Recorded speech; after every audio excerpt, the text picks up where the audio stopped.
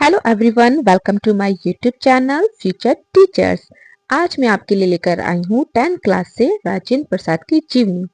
अगर आप UP board कक्षा 10 की तैयारी कर रहे हैं तो ये वीडियो आपके लिए बहुत ज़रूरी है। परीक्षा में पूरे नंबर लाने के लिए सिर्फ पढ़ना ही नहीं, सही तरीके से पढ़ना ज़रूरी है। और आज की ये जीवनी आपके एग्जाम में सीधे काम आने वाली है।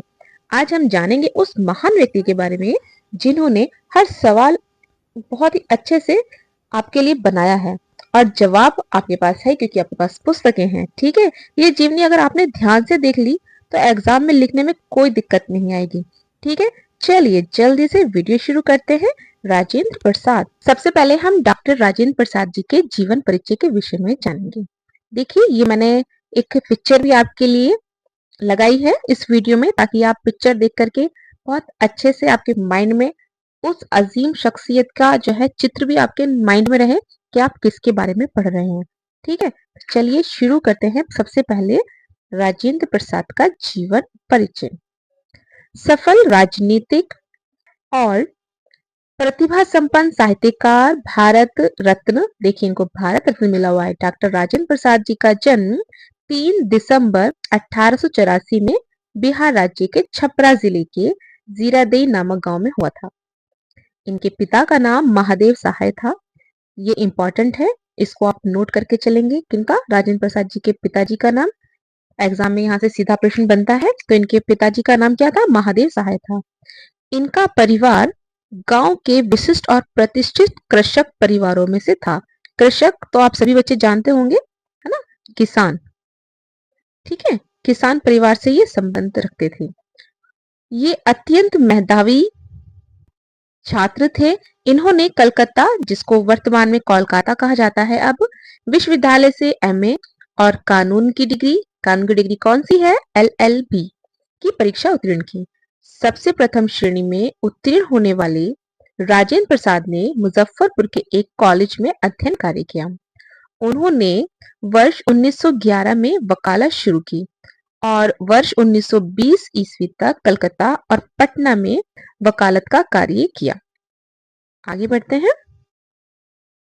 उनके प्रभावशाली वकालत छोड़कर, मतलब इन्होंने क्या किया? प्रभावशाली हो गए किस चीज से? ये देश सेवा से। तो इन्होंने वकालत छोड़ दी और देश सेवा में लग गए। इनका झुकाव प्रारंभ से ही राष्ट्र सेवा की ओर था। वर्ष 1917 में गांधी जी के आदर्शों और सिद्धांतों से प्रभावित होकर इन्होंने अनेक बार जेल की यात्राएं भोगी। देखिए, जब कोई प्रभावशाली व्यक्ति हमारे जिंदगी में आता है तो हम भी उससे प्रभावित होते हैं ना। जैसे हमारे पेरेंट्स हैं, हम उनसे बहुत प्रभावित होते हैं। हमारे टीचर्स होते हैं जिनको देखकर हम प्रभावित होते हैं, है ना। हम सोचते हैं कि हम ये करना है, लेकिन जब हम उनसे मिलते हैं, उनको देखते हैं, तो उनसे प्रभावित होकर के हम अपनी उन्हीं की तरह बनने की हम प्रयास करते हैं। ठीक है, तो राजेंद्र प्रसाद ने भी ऐसे ही किया। डॉक्टर राजेंद्र प्रसाद 3 बार भारतीय राष्ट्रीय कांग्रेस के सभापति और वर्ष 1962 तक भारत के राष्ट्रपति रहे। ठीक है, अगर आपसे क्वेश्चन बने कि भारत के प्रथम राष्ट्रपति कौन थे, तो वो राजेंद्र प्रसाद थे ना। राष्ट्रपति भी रहे हैं राजेंद्र प्रसाद जी। सादा जीवन, उच्च विचार उनके जीवन का मूल मंत्र था। वर्ष 1962 में इन्हें भारत रत्न से अलंकृत किया गया। ठीक है, ये भी क्वेश्चन बन जाएगा, बहुत इंपॉर्टेंट है ये, कि राजेंद्र प्रसाद को भारत रत्न कब दिया गया? तो ये कब मिला था इनको? 1962 में मिला था। ठीक है, आगे पढ़ते हैं। जीवन प्रयत्न, हिंदी और हिंदुस्तान की सेवा करने वाले डॉक्टर प्रसाद जी का देवहासन यानी उनकी मृत्यु पटना के एक सदाकत आश्रम में 28 फरवरी 1963 को हुई थी। ठीक है, अब देखिए यहाँ पे इस जीवन परिचय में आपके लिए जो इम्पोर्टेंट पॉइंट है वो आपको बता देती हूँ, जहां से आपके बहुविकल्पीय प्रश्न बनते ही बनते हैं। ठीक है, एक तो आप इसको नोट कर लीजिएगा, इनका जन्म। ठीक है, डॉक्टर राजेंद्र प्रसाद का जन्म 3 दिसंबर 1884। ठीक है, पैदा कहाँ हुए? ये बिहार में हुए, छपरा जिले में। ठीक है, उसके बाद इंपॉर्टेंट है इसमें इनके पिताजी का नाम महादेव सहाय था। उसके बाद आता है जी इनका कि इन्होंने वकालत कब शुरू की थी? 1911 में। वैसे इतना इंपॉर्टेंट नहीं है ये 1911 में, ये प्रतियोगिता परीक्षा में बनता है यहाँ से प्रश्न। ठीक है, फिर भी याद रखने में कोई बुराई नहीं है, अच्छी चीजें पढ़नी चाहिए। उसके बाद यहाँ पे इम्पोर्टेंट जो है, सबसे महत्वपूर्ण ये है कि 1962 में जो है, ये 1962 तक ये राष्ट्रपति रहे। और उसके बाद आता है इनका भारत रत्न, इनको कब प्राप्त हुआ? 1962 में हुआ।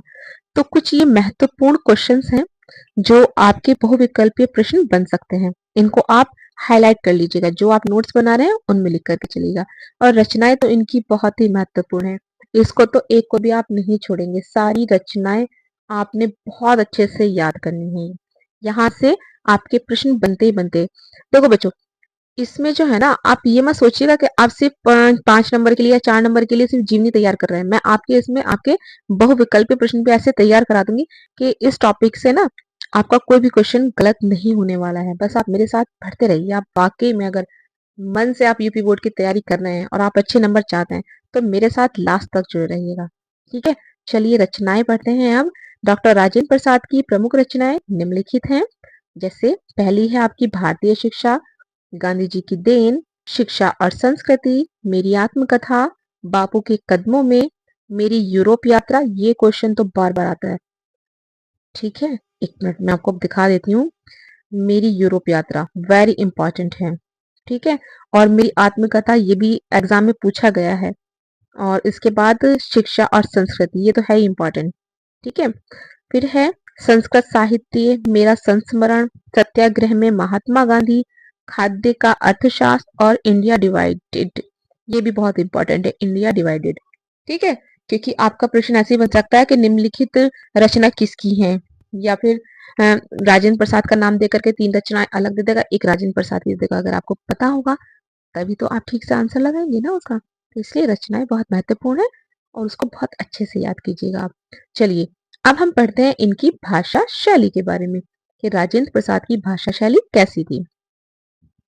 डॉक्टर राजेंद्र प्रसाद की भाषा सरल, सुबोध और व्यवहारिक है। उनके निबंधों में संस्कृत, उर्दू, अंग्रेजी, विदेशी शब्दों का प्रयोग हुआ है। इसके अतिरिक्त जहां जहां आवश्यकता पड़ी है वहां कहावतों और शब्दों का भी प्रयोग हुआ है। इन्होंने भावानुकूल छोटे बड़े वाक्यों का प्रयोग किया है। इनकी भाषा में बनावटीपन नहीं है। डॉक्टर राजेंद्र प्रसाद की शैली उनकी भाषा की तरह आकर्षक रहती है। इनकी शैली की दो प्रमुख इनके दो शैली है, उसके दो प्रमुख रूप हैं। उसके बारे में हम जान लेते हैं, वो क्या है। एक है साहित्यिक शैली और भाषण शैली। ठीक है, कौन से हैं वो दो रूप? साहित्यिक शैली और भाषण शैली। इसको भी आप अच्छे से नोट डाउन कर लीजिएगा, ये भी इंपॉर्टेंट तथ्य है इसका।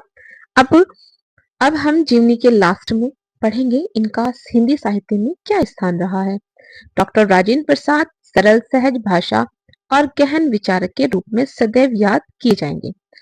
यहाँ मैं थोड़ा सा रुक के आपको बहुत ही इंपॉर्टेंट चीज एक बताना चाहूंगी कि जब आप जीवनी लिखें, ठीक है, इम्पॉर्टेंट तो है ये जीवनी, और देखना आपको बोर्ड एग्जाम में मिलेगी ये जीवनी। तो आप क्या करेंगे, सबसे पहले मैं एक मिनट ये ले लेती हूँ ताकि आपको मैं बता सकूं। सबसे पहले तो आप ये हेडिंग डालेंगे बड़ी बड़ी, डॉक्टर राजेंद्र प्रसाद, काले पेन से।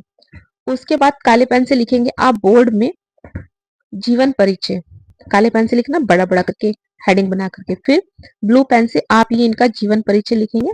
ठीक है, स्क्रीन पर आपको नजर आ रहा होगा, ये देखिए मैंने बहुत आसान भाषा में आपके लिए इसको एक्सप्लेन किया है, बहुत आसान भाषा में बनाया है इसको। आप 2 से 3 बार मेरी वीडियो देखेंगे आपको ये याद हो जाएगा। ठीक है, उसके बाद आपने क्या करना है, काले ही पेन से आप डालेंगे यहाँ पर हेडिंग रचनाएं। उसके बाद आप ये इस तरह से देखो जिस तरह से मैंने डॉट लगा के किया है, आप बिल्कुल इस तरीके से रचनाएं लिखिए। आपका जो टॉपिक है वो अट्रैक्टिव लगेगा। ठीक है, और जब टॉपिक अट्रैक्टिव लगता है तो मार्क्स भी अच्छे मिलते हैं।